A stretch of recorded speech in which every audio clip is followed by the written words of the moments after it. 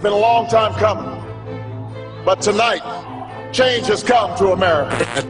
I will promise you this, that if we have not gotten our troops out by the time I am president, it is the first thing I will do. I will get our troops home. We will bring an end to this war. You can take that to the bank. That's why I have a plan that will bring our combat troops home by March of 2008. That's why I put forward a bill that would begin a phased redeployment and have all our troops out by March 31st of next year. Close down Guantanamo, restore habeas corpus. I intend to close Guantanamo, and I will follow through on that. No more illegal wiretapping of American citizens. No more national security letters to spy on citizens who are not suspected of a crime. No more ignoring the law when it is inconvenient. Well, I think at this point he's perfected the art of forgetting Barack Obama the candidate.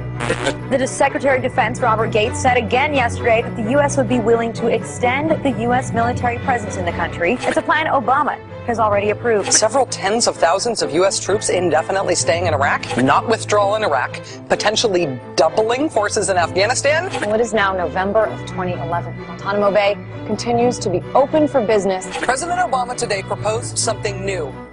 Something called prolonged detention, indefinite detention without trial. That's what this is. That's what President Obama proposed today. U.S. President Barack Obama has signed the defense bill. So the last thing the president did in 2011 was sign a bill that pretty much does away with due process. That would authorize him to use the military to arrest people in the United States, to keep them from a lawyer, to keep them from a judge, to keep them from a jury, to lock them up for as long as he wants. And he's even authorized the killing of a U.S. citizen.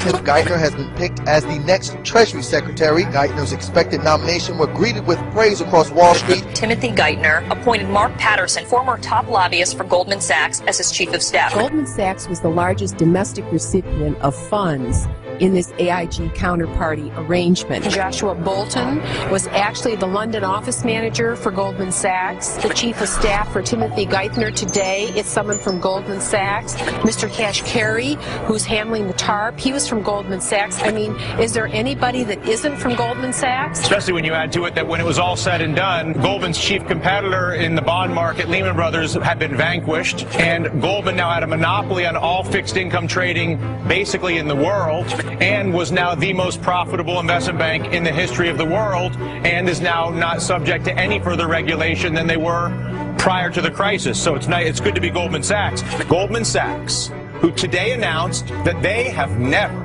been more profitable. Goldman Sachs netting $13.4 billion in 2009, topping the firm's 2007 record. William Lynn, he was appointed to the #2 position at the Defense Department.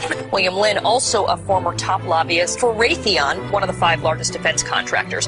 Raytheon announced today that it has signed a $145 million contract. Raytheon has won a $68.6 million contract. Raytheon announced today it has been awarded a $107 million U.S. Air Force contract. Raytheon announced Monday that its subsidiary, Raytheon Technical Services, has won a U.S. Army Forces Command contract. Raytheon Company announced today it has received a $1.7 billion contract. You can take that to the bank.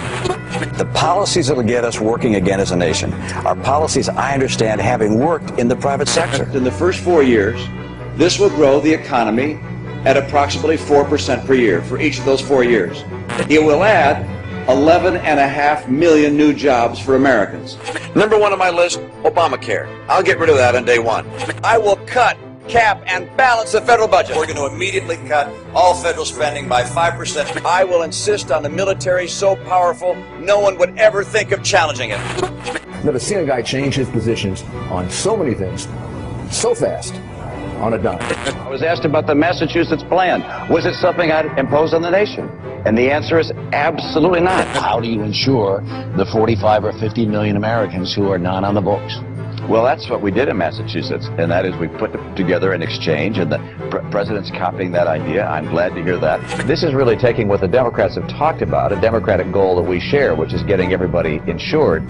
Everybody should have insurance. This is something that was crafted for Massachusetts. It would be wrong to adopt this as a nation. Those who follow the path that we pursue will find it's the best path, and we'll end up with a nation that's taken a mandate approach. Number 1 on my list, Obamacare. I'll get rid of that on day 1. I will preserve and protect a woman's right to choose, and am devoted and dedicated to honoring my word in that regard. I was always personally opposed to abortion. I am pro-life? No, TARP was the right thing to do. I think there is need for economic stimulus. I have never supported the President's Recovery Act, all right, the stimulus. No time, nowhere, no how have I supported the President's stimulus. Pro-choice, pro-life, pro-gun control. Now he becomes a lifetime member of the NRA. He was pro-cap and trade. Now he's against cap and trade. He was pro-mandate for the whole country. Then he becomes anti-mandate and takes that page out of his book and republishes the book. And I can go on and on. The number one contributor to Barack Obama's super PAC is Goldman Sachs. The number one contributor to Mitt Romney's super PAC is Goldman Sachs. Mitt Romney stealing all of Barack Obama's big dollar Wall Street donors. A good chunk of his funds came from his buddies on Wall Street, like Goldman Sachs, Morgan Stanley, and Bank of America. Raytheon announced today that it has agreed to sell its commercial laundry equipment business to private investment firm Bain Capital. Massachusetts Governor Mitt Romney announced today that Raytheon has been awarded a $2.2 million contract. Money plays a much more important role in what is done in Washington than we believe.